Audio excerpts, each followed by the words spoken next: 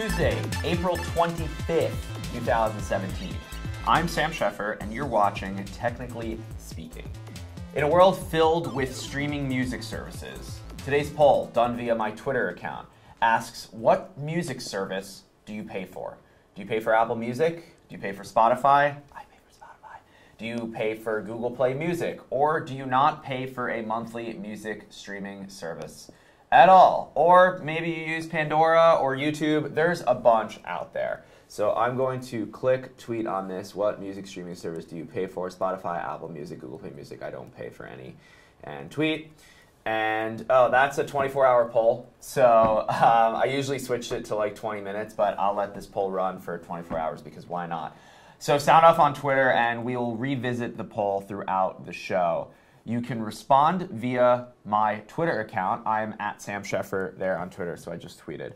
And what stinks is that you can only have 4 choices for Twitter polls. So the choices are Spotify, Apple Music, Google Play Music, and maybe you don't pay for one. But I've been paying for Spotify since the first day that it came to the US back in, I think, 2012 or 2013. And I've been happy since. And I've tried Apple Music, and I just can't get into the interface. I know how Spotify works, and it works well for me. So just curious, sound off on Twitter. Votes are already coming in. There's 8 votes. I have a couple of votes for Apple Music, a couple of votes for Spotify, and a couple of votes for I don't pay for any. I have a feeling that Google Play Music will be the least popular thing voted for.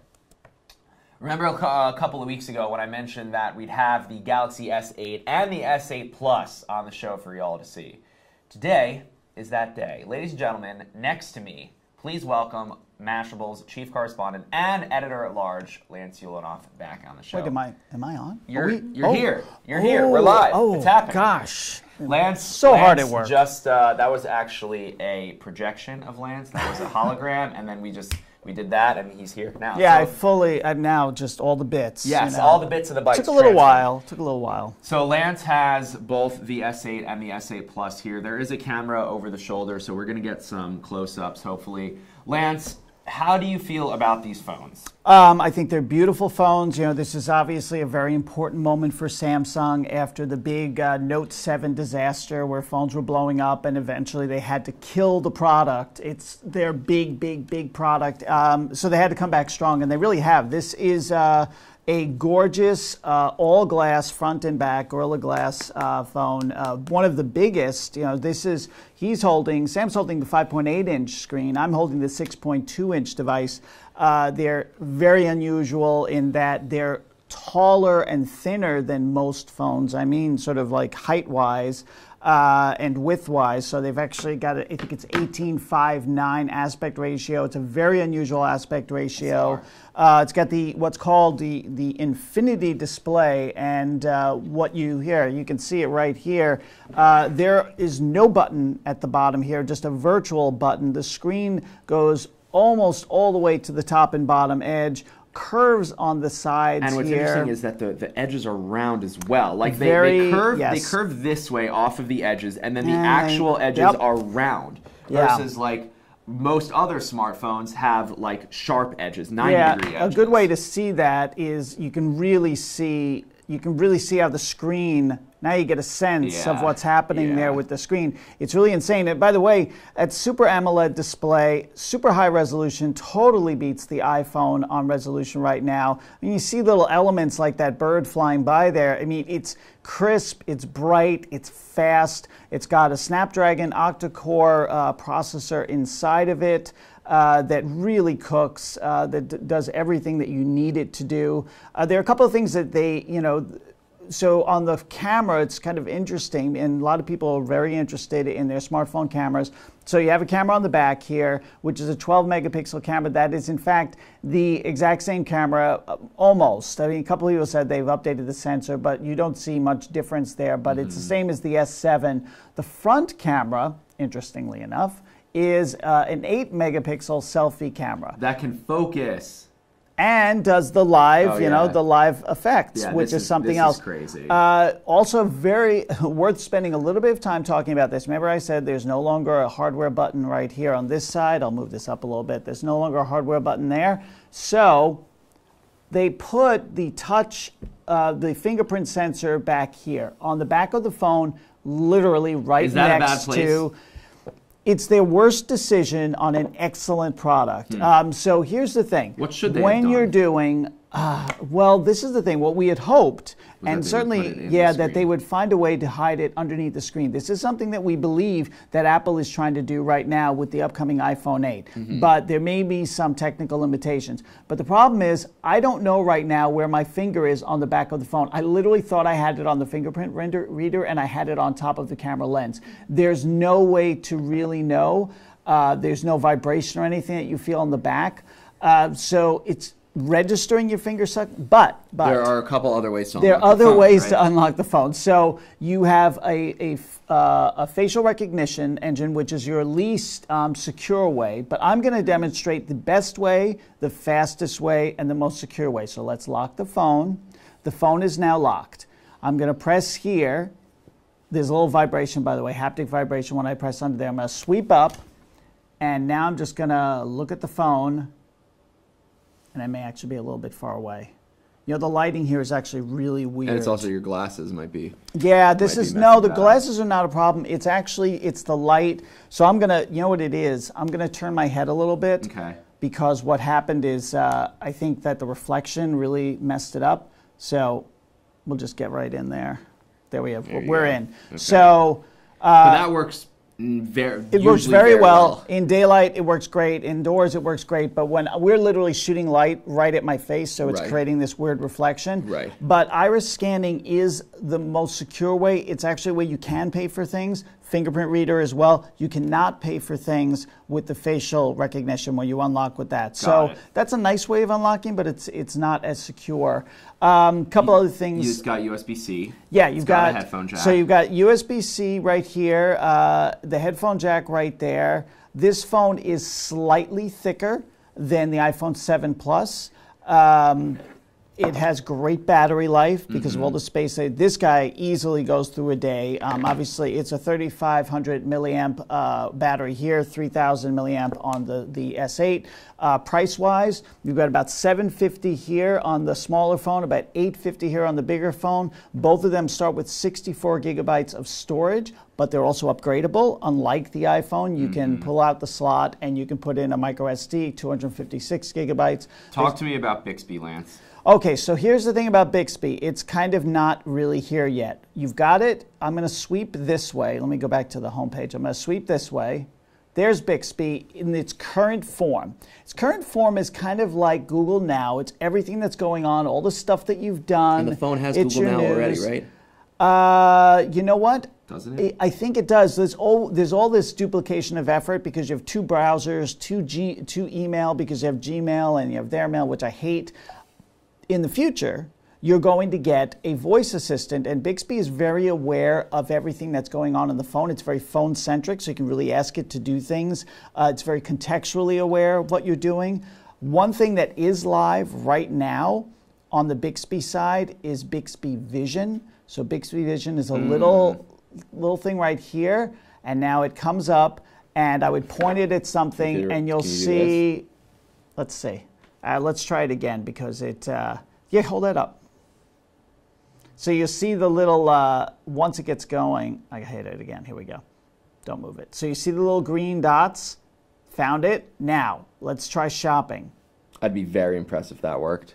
Let's see. Yeah. Oh, no, Wow. is it the iPhone? Yeah, This is it an did it, iPhone it did 7, it. yeah. Okay, so it found the iPhone. It got that it was an iPhone. That's good.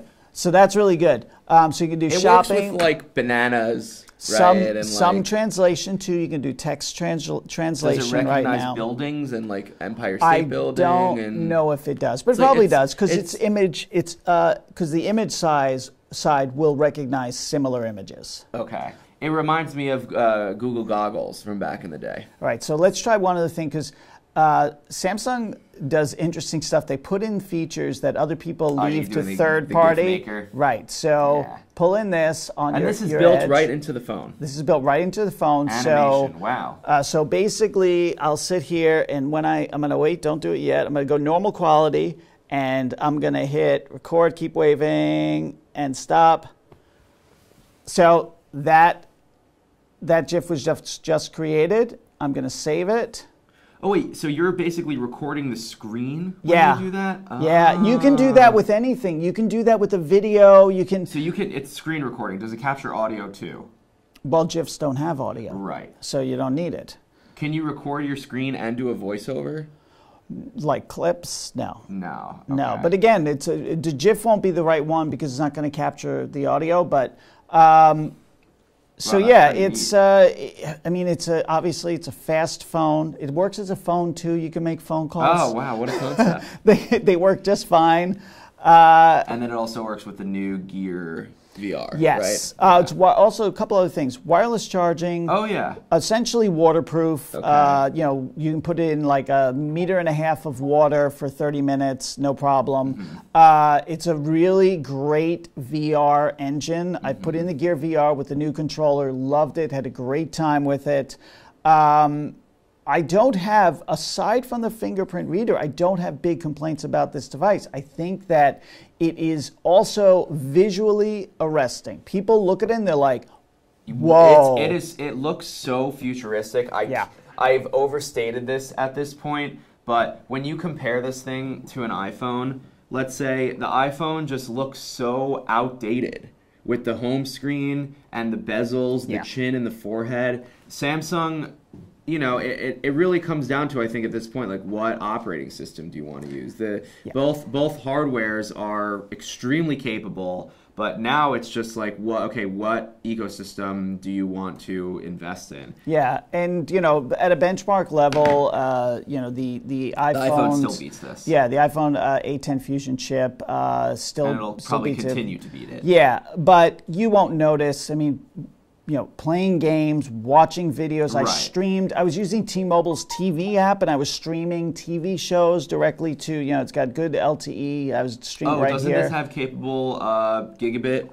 Is one of the first ones to do gigabit LTE, I believe which is only available not yeah, but of inside course, the yeah. US. So it's like and that. And then it also has Bluetooth 5.0. Yes, which is great because finally you and your best friend can listen to the same music from the same phone on 2 different headsets as long as they support Bluetooth 5. As long as because not all devices do. It's a forward-leaning thing. In theory, you would be able to like connect to 2 different Bluetooth speakers and have and they would play at the same time. Is the idea.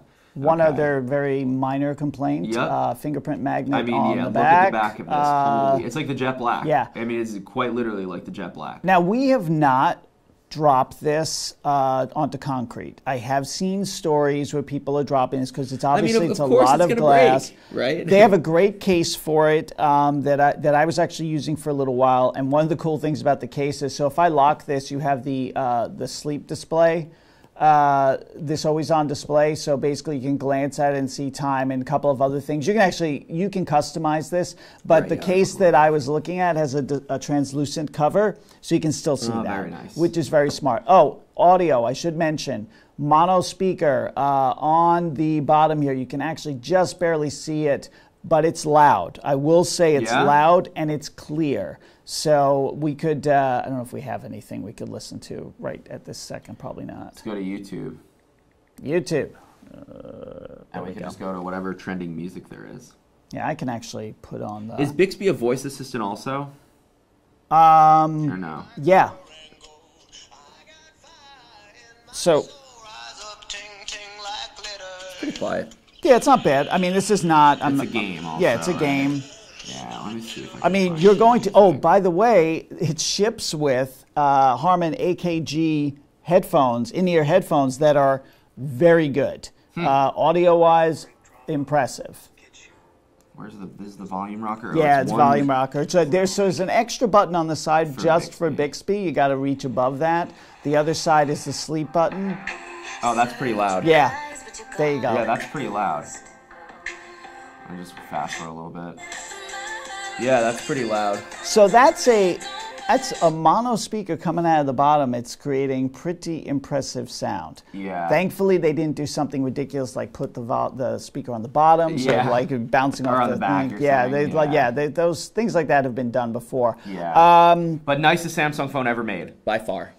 Yes, I think that and if you're an Android fan. and if you're looking for an upgrade, you have to consider this. Yeah. You must consider this. I would say this is top of the line Android right now. And if you for $99, you also can get the Gear VR with the controller, and you can get a really good VR experience. Right. First time you're going to think, wow, this is actually pretty cool. Right, and it's powered by the phone, which is... Yeah, so it's Android 7.0. Samsung's also updated its own TouchWiz interface, which is better. There's nothing we can do about Samsung shoving its own apps, duplicative apps on here for the Android experience. They all do it. You can ignore them, or you can reorganize this however you want anyway. So the worst thing about this phone is where the fingerprint sensor is. Yeah, and then look at this. This is just really, watch this. This is really smooth. Yeah. I mean, come on. Yeah. That's just... It feels like Android has finally gotten rid of that ever so subtle lag that is for the so last, 5 smart years. and simple. The pull down for the apps. Yeah, it's just, look at this. It's just like the transition is just perfect, and Yeah. it's also obvious. So I got to say, big fan of these devices. Like them a lot. Really enjoying them, and I think Samsung really has a winner. And then we'll be back on the show when the Note 8 decides to make an appearance. Yeah, and apparently they're already talking about the Galaxy S9 S9, so I just can't keep up. Lance, can't keep up. Thank you so much for being on the show. Now we do this awkward transition. Yeah, where Lance Yulinov out. Disappears into Watch the me ether. disappear into the background here. I can shift over this way. This is what happens when you do it live, you know? Look at this. Here we go. There are Here we no go. Here we go. commercial Here we breaks. go. Here we go. All right. And he's gone. All right, let's check on this poll. So we got 310 votes so far. Spotify, I figured Spotify would take the lead. Apple Music in second place, 9% use Google Play Music and 16%. So a healthy amount don't actually pay for music streaming services, which is interesting. But, oh yeah, you want to close that current for sure. All right, so today's big story is something... Honestly, it's truly crazy, and I don't say that very often, but this is actually insane. Yesterday, The Verge published an article about a company called Lyrebird. I've never heard of this company before, and you probably haven't either. I'll read their about blurb. Quote, Lyrebird will offer a new generation of speech synthesis technologies for developers. It is the result of several months of research conducted at the MILA, I imagine that's Mila, lab at University of Montreal. Our technology is the very first of this kind to allow copying voices in a matter of minutes and control the emotion of the generation. We believe that vocal human-computer interfaces will become more and more widespread in the future, and we want to lead the race, end quote. Meaning a super small team of PhD students figured out a way to use machine learning and recreate speech from recordings. Here's some more info. Lyrebird, quote, Lyrebird will offer an API to copy the voice of anyone. It will need as little as 1 minute of audio recording of a speaker to compute a unique key defining his or her voice. This key will then allow the user to generate anything from its corresponding voice. The API will be robust enough to learn from noisy recordings, end quote. Okay, enough babbling. Listen to this. It's Obama, Trump, and Hillary discussing Lyrebird, and it is crazy. All right, so switch back to the laptop. I'm going to click play right now. Hey, Doc, have you heard about this new technology? Are you speaking about this new algorithm to copy voices? Yes, it is developed by a startup called Lyrebird. This is huge. They can make us say anything now, really anything. The good news is that they will offer the technology to anyone. This is huge. How does their technology work? Hey guys, I think that they use deep learning and artificial neural networks. Hillary is right, and I can tell you that their team is great. I wish them good luck. I'm sure they will do a good job. Insane. That's just pure insanity. And yes, they definitely, absolutely sound like drunk robots, but that's honestly pretty wild if you ask me. There's another batch of samples. It's just Trump, but listen to the variance in intonation. So I'm going to go down to here, and I'm just going to click play, and it's a bunch of 2-second clips, and they kind of change here. You'll hear it. I'm not a robot. My intonation is always different. I am not a robot. My intonation is always different. I'm not a robot. My intonation is always different. I am not a robot. My intonation is always different. I am not a robot. My intonation is always different. I am not a robot. My intonation is always different. I'm not a robot. My intonation is always different. I am not a robot. My intonation is always different. I'm not Oh, and here's some Obama a ones. robot. My intonation is always different. I'm not a robot. My intonation is always different. I'm not a robot. My intonation is always different. Now, obviously, there's an ethical discussion to be had here, because what are the implications for being able to mimic literally any voice? With the rampant fake news epidemic that's sweeping our nation, is this something that we need right now? Imagine the potential spreading of totally doctored yet believable videos of our president saying truly heinous, ridiculous things. The technology is cool and definitely creepy, and we'll have to try it when it's available. But honestly, this is something straight out of a sci-fi movie. Being able to give it a minute or so of recording, it doesn't matter if it's noisy, and whatever machine, computer algorithms, it listens and then can spit back kind of whatever you want it to say. And this is just the beginning stages. And who knows who else is developing this kind of stuff. But this is, again, a company out of Montreal called Lyrebird. I saw this on The Verge yesterday, and then I tweeted it, and it got like 100 retweets, which is pretty good for my Twitter account. So let's check on the poll. That is really, truly, to me, one of the craziest tech stories I've seen in a hot minute. And it's kind of refreshing to know that, like, yes, the tech stories are still strong. All right, which streaming music service do you pay for?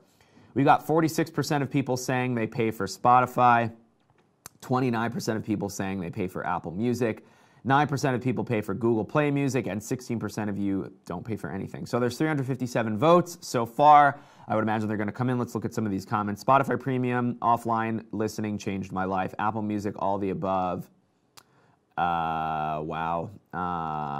Apple Music, student discount, grandfathered into Play Music, but still use Spotify for discovery. Apple Music because music. Google Play Music because YouTube Red. Amazon Music because Prime. Google Play Music are locked in $8 pricing with YouTube Red.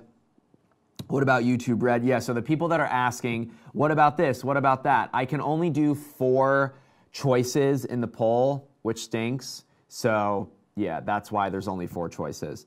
Apple Music, but only because I could scam the student price via community college email. There you go. Apparently it's outdated. iPod Classic, all my music offline. Wow.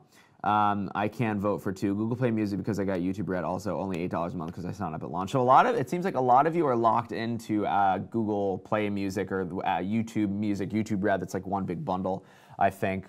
But yeah, so Lance, thank you. I know you're probably not going to even see this, but thanks for joining. Those S8 phones are truly hot. I'm so happy we have them in the office. And I don't know if you remember a couple of weeks ago, I had all of those rumors and leaks on the show, and they were pretty close to what, I mean, the renderings and like the devices themselves, those were the actual units. So leaks. And I think coming up on the next episode, there were some Apple leaks that are happening this week and some more reports about the new iPhone. So stay tuned for the next episode. And that, ladies and gentlemen, marks the end of today's episode of Technically Speaking. My name is Sam Sheffer, and thank you so much for tuning in. Have a great week, and we'll see you next time.